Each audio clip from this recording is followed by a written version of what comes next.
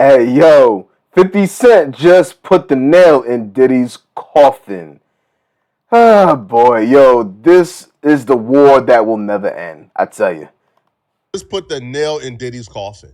See, 50 Cent is releasing one of the greatest hit pieces the world has ever seen tomorrow. I know some people who have seen it because there was some private screenings, but this hit piece is tremendous.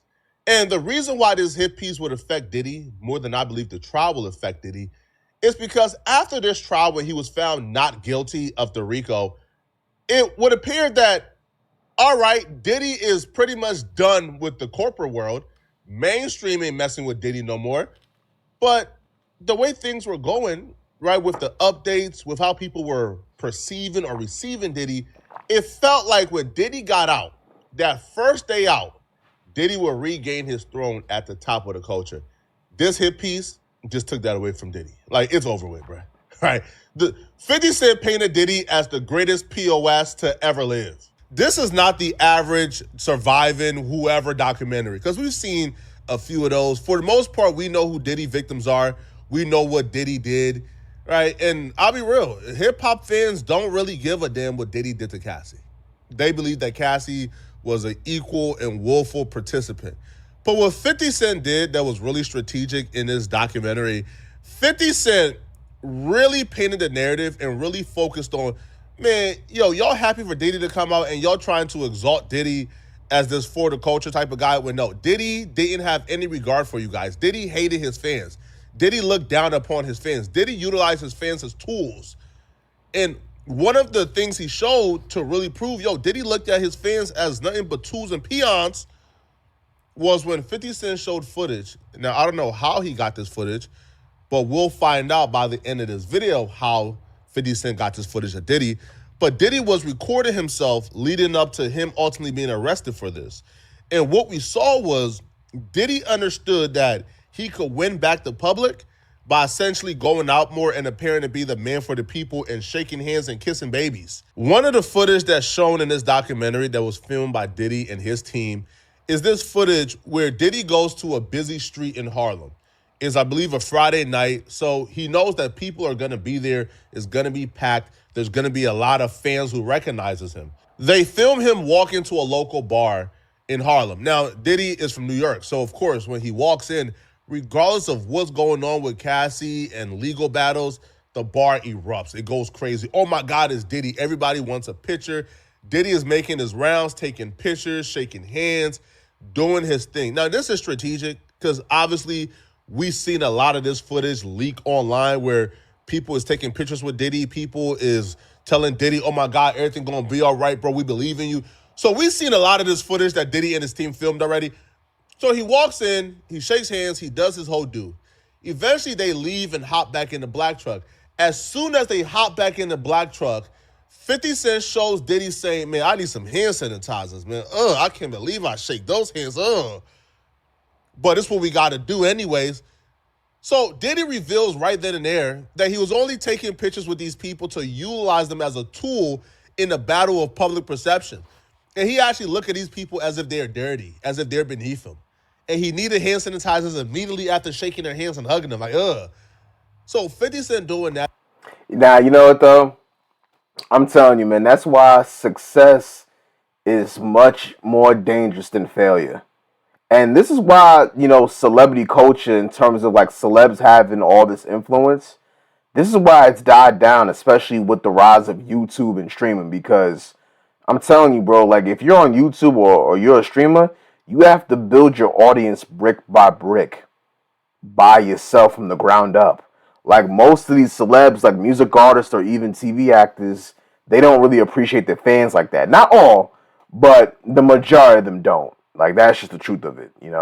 So by Puff doing this, this is very disingenuous. That to me is strategic. 50 Cent understands that, fam, like, yo, black folks supported Bill Cosby, bro, and they still support R. Kelly. You not about to convince Diddy fans that Diddy is a terrible human being because of what he did to Cassie or other people. But you show them that Diddy don't rock with them, that Diddy don't like him, that Diddy look down upon them, that Diddy is actually a garbage human being who hates them. they will turn on him that way. Highly anticipated docuseries by director Alex Stapleton and rapper and executive producer Curtis 50 Cent Jackson, titled Sean Combs: The Reckoning. Was there anything that surprised you when you were watching? I think it was surprising that he actually filmed it. It was very interesting to watch a man who's known for his brand presence. You know, he's... Yo, no, that is crazy how you would actually film that, though. Yeah, I ain't from, man. Yo, Puff is one ignorant guy, son. Yo, he mad ignorant, man. And, yo, you know what's crazy? Because it's like, yo, like, you really filmed yourself dissing one of your fans behind your back. Like, that level of ignorance is, it gotta be studied, dog. It gotta be studied. But then my other question is, yo, like, how did Fifth get his hands on that tape, man? Nah, that's crazy. That's crazy. Fifth is mad resourceful, son. He has a really amazing knack for marketing and all of that, and how he was sort of taking that into account in how he was coming off to the public. The exclusive video also shows Combs in Harlem greeting fans. Go fuck that, bro. Lord, you win. I'm gonna win. Lord, you win. We with it. I'll accept it. I need some hand sanitizer. Hold on. I got it. I've been out in the streets amongst the people. Yeah, I gotta take a bath. Like the amount of people that actually I'm coming in contact with, like that's what I have to do. You know what I'm saying? Oh. It's like 150 hugs. You're a public person as well, and there was one instance in Harlem, and his reaction when those people Went away. Got in the car and said, I feel like I need to wash, like I'm dirt. That was, it show you his character. Was that the reason for including it? Yeah, I mean, and what's the odds that you would do that in front of the camera? Like, that's one of the moments where he forgot he was on tape. This is gonna turn some men against Diddy, especially the men that actually met Diddy. Like, can you imagine being the guy who's outside that bar speaking life into Diddy? You're gonna overcome this. You're gonna be great, King. King, I'm praying for you, King. And then you transition to the scene where Diddy is telling, pass on the hand sanitizer, I just shook it, And then Diddy is like literally like gagging at the thought of even shaking your hand. Oh no, that guy is gonna hate Diddy forever. But 50 Cent, not only did he target the men, but 50 Cent also provide more details that, women or people who hated Diddy already, bruh, they're not forgiving Diddy after this documentary drop, bruh. It's not just Cassie that comes forward. No, it's industry people. People are finally coming forward who have done business with Diddy for the last 20 to 30 years, and they're coming and they're telling their horror stories. 50 Cent is connected to the industry. If there's one person who can bring people forward, it's 50. 50 has people from the industry coming forward, people who has worked with Diddy, ex-employees, everybody. Nah, that's a fact. Hey, yo, man, South Jamaica, and South Jamaica, Queens get the money. But, yo, I ain't gonna front, man. Like, Fifth is like one of those type of people that he's not like how do I explain it? He doesn't go along to get along. You know what I mean? It's not in his DNA to go along to get along. You know what I'm saying? So, what he tries to do is he tries to stand out in any way. He's not going to just sit there and say something. I mean, he's not going to just sit back and keep his mouth shut just to play the game all day. That's not really what he does. If something needs to be said, he's just going to say it. That's just how he gets down. And let's just be honest, bro. Like, Fifth has been calling out Puff for years. For years. Like, damn near 2 decades already. You know what I'm saying? So, like, he's just so used to calling out Puff. But I think ever since, Puff's home in LA and Miami got swatted by the feds, and now it's Puff's time, man. Puff gotta repay for his sins. Because that's how I see it. Like, all these people in the lawsuit with Cassie and all these other guys that had a nice arch just to get famous. Yeah, I mean, I'm not saying that they're angels or nothing. I'm not saying that. But Puff has done a lot of people grimy for mad long. All right? So, karma's real. This world is 360. Artists, like people at the labels, everybody's coming forward and telling their horror stories when dealing with Diddy. But the one thing I look at 50 Cent a little sideways about, you see, I've always respected a robber over a thief. You know why? Because a robber will look you in your eyes and take yours. A thief gonna come from behind and try to steal it. When 50 Cent during this interview tried to make it seem as if he was this objective filmmaker, I looked at him sideways. Bro, keep it 100. You hate Diddy. You only did this because you hate him. This is a 100% biased documentary. Well, 50 Cent during this interview would try to downplay, I guess, his disagreement with Diddy or his hatred for Diddy. He would try to play it as, oh, I don't got too big of an issue with him. But like he just said, he wanted to take me shopping one time. You know, our issues ain't that deep. I don't hate the guy. Like, this is not a biased documentary. This is, a neutral docuseries. Cut it out, bruh. There's no chance this is neutral and not biased. 50 Cent went beyond the lengths any normal person will go to make sure that this documentary ends Diddy. How do you respond to people who say that it's more about the disdain that you have for Sean Combs than it is for giving the victims a platform? What they consider a pre-existing beef, right, for 20 years, right, is me being uncomfortable with him suggesting that he takes me shopping, or I looked at it like he was, like it was like a tester. Like, maybe you'll come play with me type of thing, right? And it's not personal. I think it's important to... Yo, I ain't going front, bro. Another grown man asking another grown man, could they take them shopping? Like, nah, son. Nah. That would irritate any man's soul if another grown man asks another grown man, hey, let me take you out to get you some clothes. Like that. Nah, Puff is wild for even saying that. I can't believe that this is actually real right now. You know what I'm saying? To also let people know that the show is not completely the perspectives of people that did not like Sean. We weren't trying to just get the highlights, the salacious details, that the real goal was to storytell. And not everyone needed to have an allegation to be a part of this project.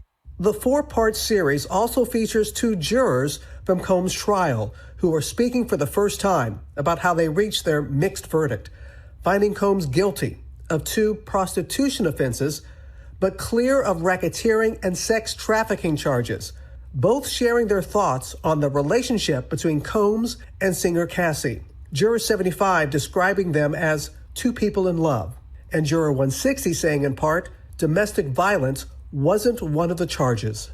Cassie, is she a victim in all this? I believe Cassie's a victim in all this because she came in she's like 18, like 19 years old. Dame Dash has some things to say about 50 Cent in regards to this docuseries dropping. Dame Dash will say, never trust a black man that will make a documentary tearing down another black man for a white man.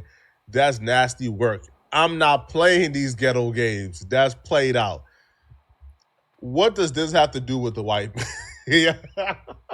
Yo, white folks be minding their business, man. They just get thrown into it every time, man. Every time. The white man has nothing to do with this. 50 Cent and Diddy beef has spanned over, a decade or 2 now? They've been beefing. 50 Cent would have done this if Netflix was involved or not. Now, you know what it is, man? You know what Dame's problem is sometimes? Is that, he be talking shit, but he's not truly saying anything with substance sometimes. And listen, I have no issues with Dame, you know what I mean? But he just don't like Fifth, you know what I'm saying? So he's trying to find any little thing to, downplay the documentary. Because, mind you, Dame was the main one sitting there saying that this documentary was never going to come out. And his words didn't really age well. Yeah. Fifth was not playing. That doc was in the works for real. You know what I mean? 50 Cent hates Diddy, and this is 50 Cent get back against Diddy. If Netflix was not involved, 50 Cent would have put this documentary on his YouTube channel, on his own network. 50 Cent would have probably taken this to Stars and done something there. So I don't think 50 Cent is doing this for the white man because the white man has a vendetta against Diddy. I think 50 Cent is doing this because he personally hates Diddy. And I'll be real with y'all, man. Yo, if somebody starts a beef with you, in the case of 50 Cent, he believes that Diddy started a beef with him because Diddy asked to take him shopping. He thought Diddy was hitting on him. 50 Cent is like my African uncles, bruh. When it comes to flamboyant activities, they not with it, bruh. right? You cross that line, they hate you for life. And me personally, I think if somebody starts with you, there is no rules to this war stuff, man. Right? Nah. Like it'll be nice for 50 Cent to, to squash the beef with Diddy at this point. I think Diddy at this point in his life will squash the beef because he can't afford any more new enemies. Yeah, nah, for real. But a lot of people, they were sitting there saying in the comments, they was like, yo, Fifth is doing too much. Yo, he's doing corny shit. Like, why is he always doing this? Listen, man, it says in the 48 Laws of Power, bro, crush your enemy totally. Within reason. You know what I'm saying? Like, not everything in the 48 Laws of Power you should take literally, but in certain situations, you have to crush your enemy totally. That's a fact, bro. And I ain't going front. If you was in 50 shoes, you can't blame him for going this far because like Puff slept with his baby moms. like come on, son. Like that is personal. You know what I'm saying? And as a man, anytime when you try to affect a man by sleeping with his baby moms or his girlfriend, mother, sister, hey, yo, listen, man, it's forever up. You can't control the response once you do something like that. Puff sitting here saying, oh, 50's a peasant, Fifth is a gnat in my world. Yeah, but you made a move on his baby moms just to spite him. As petty as Fifth is, you really thought he wasn't going to try to get the last laugh? Come on now. Crush your enemy totally. But I don't think 50 Cent has any obligation to squash the beef or to not kick his back in. Just because what? Why? Like, hey, bruh, kicking a man while he's down. Bruh, man, fam, if 50 was down, Diddy would have kicked him too. Which is why, bruh, people tell me all the time, bruh, why don't you squash beef with, no, bruh. I squash beef with 99.9% of the people who apologize and want to squash it. But there's one rule I have, man, right? If you were one of those weirdos who found my relative paperwork and indictment and purposely redacted and cut off the first name in the document to make people think that it was my paperwork, we can never be cool again. Because that's what these weirdos did. They found my relative paperwork, right? Because we have the same last name, obviously, right? Right, obviously, right? We're relatives. So the last name was Jala. My name is Frederick. They redacted the first name and kept Jala from that Netflix used footage that was never authorized for release, including private moments, pre-indictment material from an unfinished project, and conversations involving legal strategies that were not intended for public viewing.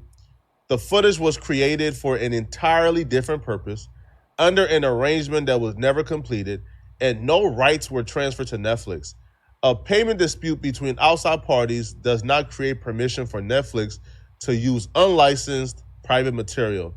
None of this footage came from Mr. Combs or his team, and its inclusion raises serious questions in how it was obtained and why Netflix chose to use it.